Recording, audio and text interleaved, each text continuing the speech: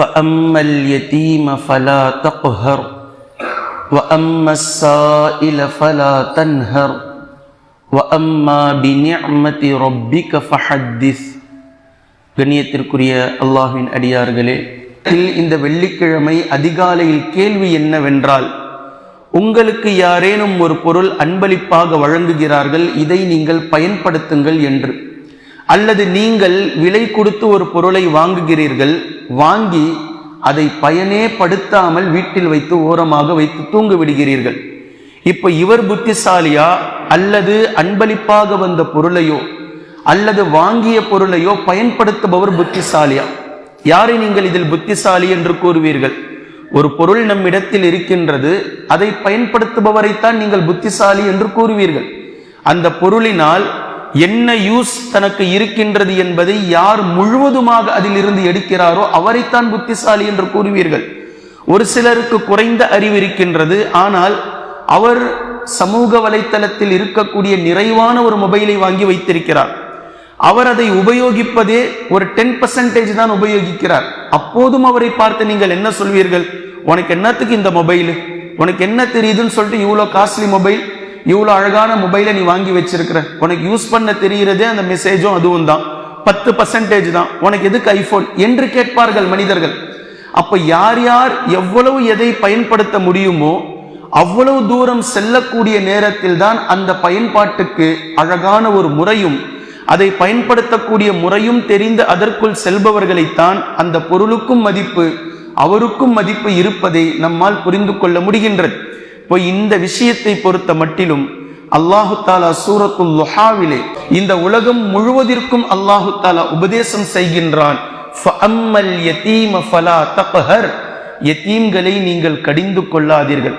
வஅம்மஸ் ஸாயில ஃபலா தன்ஹர், யாசகம் கேட்டு வருபவர்களிடத்தில் நீங்கள் கடிந்து கொள்ளாதீர்கள். உங்களுடைய நன்மையை அல்லாஹ்விடத்தில் பெருக்கி வைப்பதற்காக அல்லாஹு தாலா உங்களிடத்தில் அனுப்பி வைக்கப் போகின்றான்.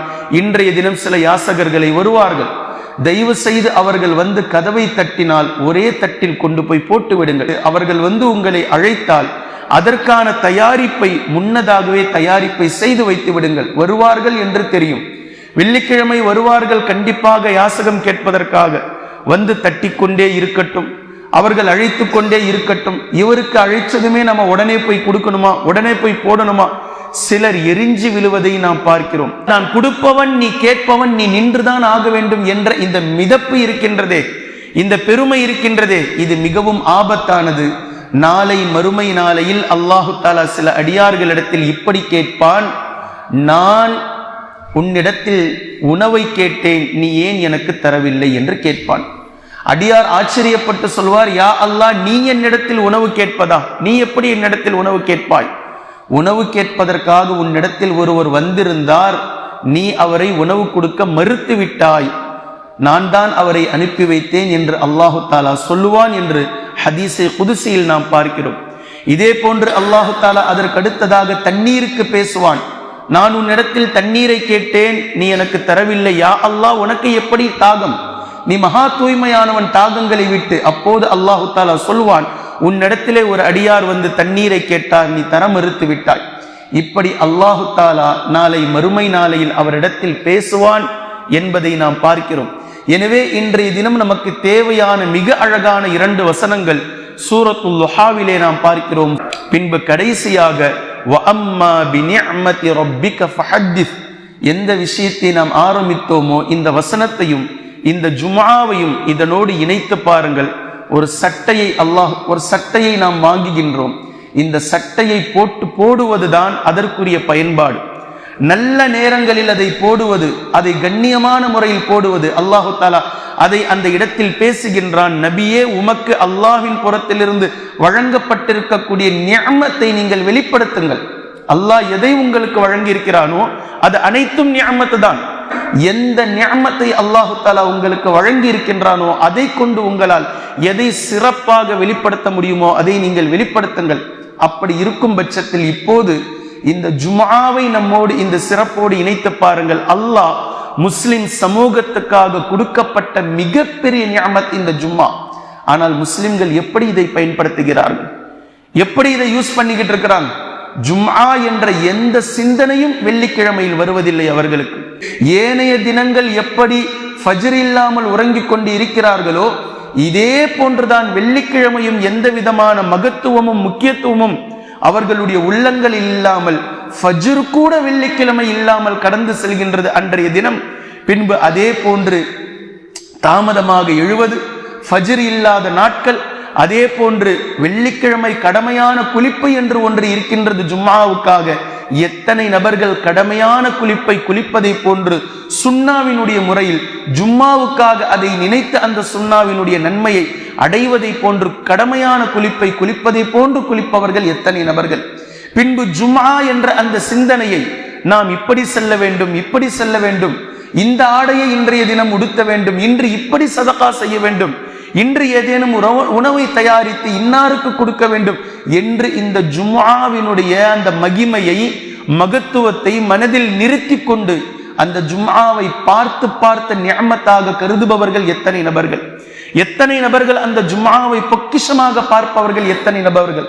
ஹுதுபாவிற்காக முன்வரிசையில் முன்னேறமாக வந்து என்ன ஹுதுபாவில் சொல்லப்படுகின்றது, நமக்கான உபதேசம் என்ன இருக்கின்றது, இன்றைய தினம் எதை நாம் கற்றுக்கொள்கின்றோம் என்று அதை எதிர்பார்த்து ஜும்ஆவிற்காக காத்திருப்பவர்கள் எத்தனை நபர்கள்.